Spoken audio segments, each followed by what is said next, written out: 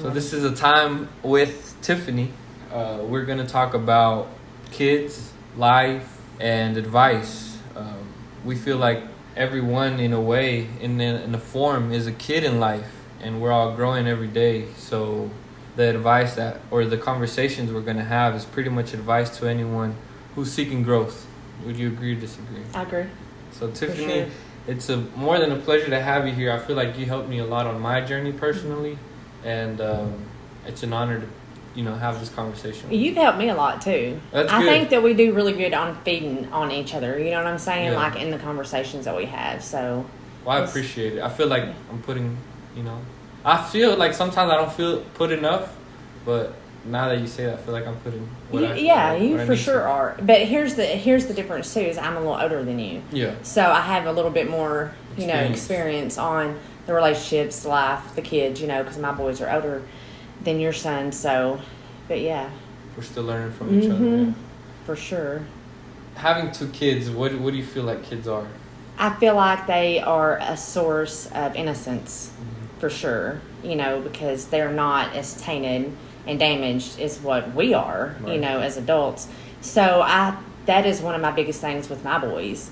I love just seeing the innocence of it and how they think so innocently, because they're not so tainted and damaged from Like everything. they don't know everything. Right, right. Yeah.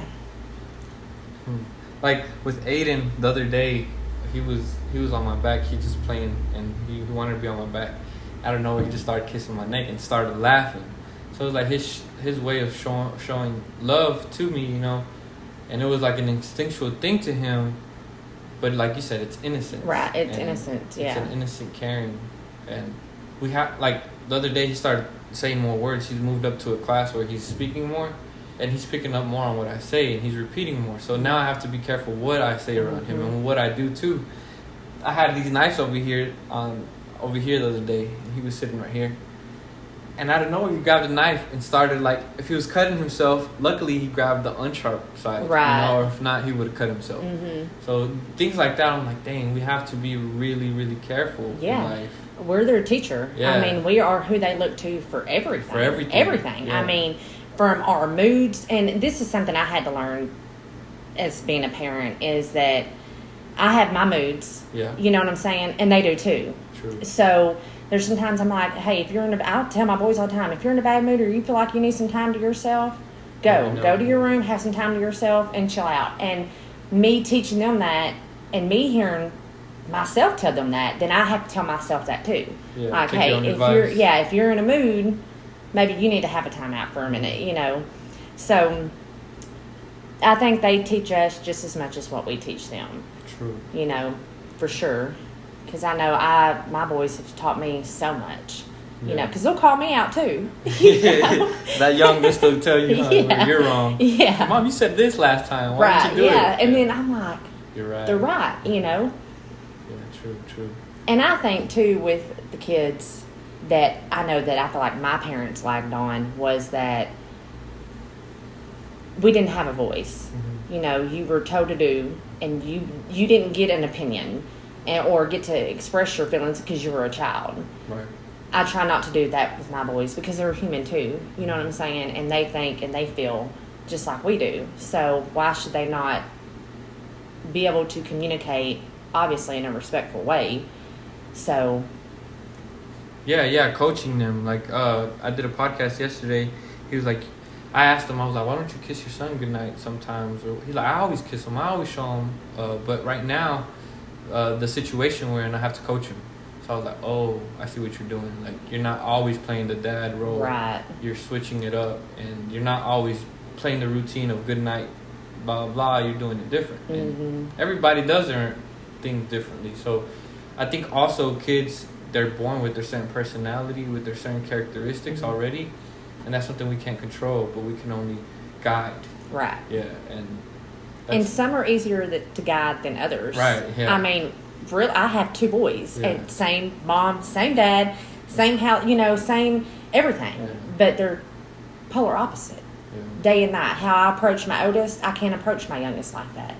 Yeah. And how I approach my youngest, I can't approach my oldest like that because they're two individual people, you know. Even if there would have been twins, I feel like it would have still been a different approach, still right? different. Mm-hmm. Because my grandma had, I think, 12 kids, and she told me the same thing. The approach is always different, no matter what. Yep. It's so weird, though. It is weird, because you would think it's, they would kind of be almost like the same person, right. But it is day and night difference. Yeah. It's crazy. And I feel like we got lucky with Aiden because he's such a good kid. Like, he's very well ordered, he's clean, and it's just something he has naturally. We thought it was because it was like, oh, he's learning, but a lot of it, even if he sees something that's messed up for so long, he's gonna fix it. Yeah. Normally the first one, your first child, is pretty easy. Yeah. The second one is the one that you're like, whoa, wait a minute. And I know you see that he, like, your kids got certain characteristics from you and then certain characteristics from the father. So with Aiden, I feel like the OCD and cleanness, he got it from her, from Izzy, and then I guess the observance and stuff, like, he got it from me. Yeah. What do you feel about yours? I feel like that my boys got a very good mixture of both. I mean, they're half and half. There's some times that, my oldest son can do something, I'm like, oh, that's his dad. Yeah. The no patience and the quick to get, irritated, he gets that from his dad. To where my youngest is more like me. He's kind of laid back, and if he sees that you're irritated, he's going to kind of poke fun at it, you know what I'm saying, and make a joke out of it. And then, of course, my oldest gets even more mad. So, and that's his dad, and to where that part is me with my youngest, you know what I'm saying? You take different approaches? I try to, because the youngest, his hard-headedness is from me. He's hard-headed. Can't tell him nothing. Yeah. He has to figure it out on his own. He has to learn. You know what I'm saying? That's me. Yeah. Yeah. And I was so oblivious to it for so long. Izzy was like, you're so manipulative. I was like, no, I'm not. But it was like I wanted things done my way, and I didn't let her change any of it. Like, there was things that she did want to control and that she could control and that I let her, but there was other things where I'm like, no, I'm not doing that because this is me, And I didn't see that till later on. I should have, like, loosened up a little bit more and, like, understand her approach. Right. I would say, approach. And I think that's kind of think outside the box on it. Yeah, you got to learn how to treat people. You got to learn how to understand we're all different in every kind of way. Yes. So, yeah. Yes. Some people think if they think one way, that's just the right way, you know, all the way around. Their reality. It's not. Yeah. It might be for them, but it may not work the same for somebody else. Yeah, because, I mean, if your kids are... back to the coaching and changing roles, if your kids are raised just by two parents and nobody else in their environment, they're going to believe everything that those two parents taught them and nothing else. That's their reality. Right. That's all they know. Which is kind of sad sometimes when you think about it with people who don't have a lot of guidance, Yeah.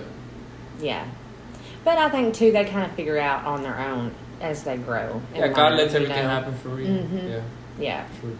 Yeah, my boys are very, like, my oldest son, I can tell him something, and he's going to take it to his grave. You know what I'm saying? Like, Mama said it, it's the truth. It's, and I try not to lie to my kids at all, because I don't think it's fair for me to tell them, well, don't you lie to me, lying's bad, and then I turn around and lie to them. You know what I'm saying? So I try to go of a more of, well, right now that's not your business, or you're too young to understand that, we'll talk about that later, or let me think about it, but even when it came to the whole, is Santa Claus real type thing, I would say, well, do you believe he's real? Right. And yeah, well, then he's real. If you believe he's real, then he's real. It doesn't matter if he's an actual figure, you know what I'm saying? But to you, in your mind, if you believe it, then it's real to you. So. And then I guess we would ask them, what do you think Santa Claus does, or try to pick at their brain and their reality to see how far deep are they into the belief. Right. Yeah. Because I don't think anybody wants to crush the child, Yeah, I mean, I wouldn't want to crush Aiden's reality. It's coming, so you have to decide how you want to handle that, because, and it comes sometimes, like, I think with my oldest, he asked me in the middle of summertime, like, I wasn't even thinking about Christmas and Santa Claus, so I was not prepared really on how to answer that, And I mean, you'll understand when Aiden gets older, he'll come at questions that you're like, oh, I was not prepared for that at all. At all. Yeah. But I want to put him in Sunday school so he can kind of be taught in a different environment, not just from what I teach him, you know. Because I remember going to Sunday school, and it helped me a lot understanding just how people practice their faith differently. And more than anything, kids, when you look back at it, you're like, as a kid, you wouldn't think they would be that smart to think about those things, but they're more smarter than we think. They consume way more than we think. I've seen an Instagram post earlier. This she was like 3, 4, somewhere in the age. She was reading well, and she read the part where it said, Jesus learned to love God, and she kept reading, and then she stopped and went back. She said, wait, how did he learn to love himself if Jesus is God? And then it's like, whoa, like, as a kid, you're like, how do I answer that? And the dad was just like, well, Jesus was a person on earth too, so he read the Bible too, and he lived. And she's just like, huh? But I think he said it more like, you have to do that, you know, you have to read and learn. So, but it's cool. And I tell my boys too, like when they ask me, you know, spiritual questions that even I'm like, I mean, I don't know or don't know how to explain it to them that they would understand it. I tell them, well, pray about it. Yeah. You know, ask God to show you. Tell you, do your best, you know, on your what you can control, right. And they're like, okay, and that's one thing I've always done with my boys at bedtime, and we've kept this routine since they were little. We pray, we give sugars and hugs, and we go to bed, and we don't miss that. We pray every night before they go to bed. That's good. That's good. Reading or praying or something, just connecting with just the time where everything is, and it's just us. Even if it's for 2 minutes, you know what I'm saying? It's the time where it's no phones, no cooking, no cleaning, no work, no nothing. It's just us, and that's how we end the day. Yeah. You know? I've realized that Aiden likes his bonding time in the mornings. Like, when I'm fixing his lunch or whatever, that's when he's always asking me to sit down. Sit down, Daddy, sit down. And we're watching TV, or he's on his iPad coloring or whatever. He wants me just there next to him. That's his love language. Yeah. That is his love language. That's he asked me to, and I like it because I'm like, okay, I have time. I look at the clock, and I'm like, okay, we got about 30 minutes. I'll sit with him 30 minutes, and then I can finish getting him ready or whatever. You know? Yeah. And that probably makes his whole day. Yeah. You know, more than what you know. Yeah. And I've realized, though, that that's his way of bonding in the morning. Right. Before we go out. Instead of in the nights, like, oh, come lay beside me or whatever. He's okay with going to lay in his bed and saying good night or whatever. Like, he's okay with that. Yeah. But in the morning, he's always telling me, sit down, like, come here. it's weird. And it's funny because really all they want is just our time and attention. Yeah. You know? I mean, just like anybody else, when you care about somebody, you want their time and attention. Yeah. Yep. You want them to be there and then cherish the moments you're cherishing in life. Yeah. And give them, like, I know I need to get better at this with my boys. I give them attention, but it's not really undivided attention. You know what I'm saying? I'm always busy doing something. Else. And I know with my boys, like, I cook dinner almost every night, like a big dinner, you know. And I think they like that. I know they like it because, you know, they're always like, what are you cooking for dinner? But sometimes I think that maybe I should just take a break from that and do something simple to free up my time with them where they get my undivided attention. Or like, let's go eat somewhere. Yeah. Or let's order something like pizza or something and just sit down. Right. All relax. That's why I hated those restaurants. They got them game things now at some restaurants. Oh yeah, and it's so distracting. It is, and it's like you're sitting there with your family, you're supposed to be having family time, but all they want to do is play a game. Yeah. You know. Or be on the iPad, on the phone, or whatever. So that's why my boys don't have all that. That's weird that we're touching that because that's what I feel like my mom lacked a lot of, in where she would ask me that she needed time of me. But when I was there, we were distracted. It's like, okay, then what are we really here for? What are we really doing? Are we even bonding? Or what is the connection here? Yeah. And that's why I try to get out a lot with my boys, especially like this time of year. You know, going fishing, going hiking, going to the pool or to the lake, anything, you know.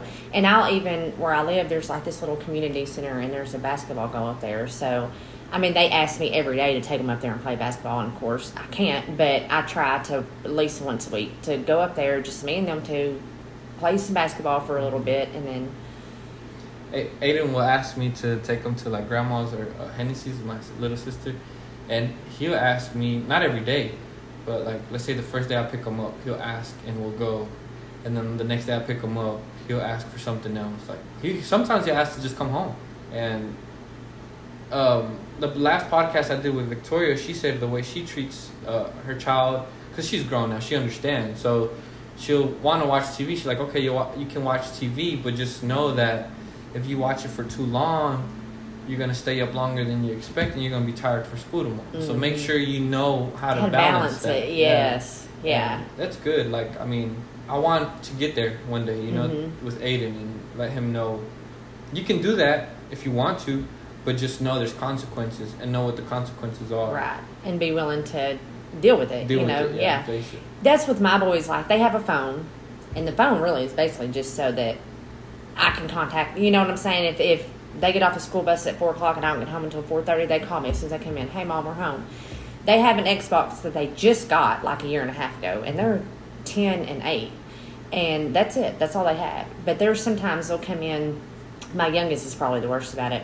Come in and straight turn on the Xbox. And I'll let it. And, you know, if that's what he wants is his wind down time, I'm okay with that. But after a little bit, I'll just walk over there and turn it off. Okay, that's enough. Mm-hmm. Get outside, do whatever, you know. And for the most part, I don't have a problem with that. They're pretty much outside boys, you know. Yeah.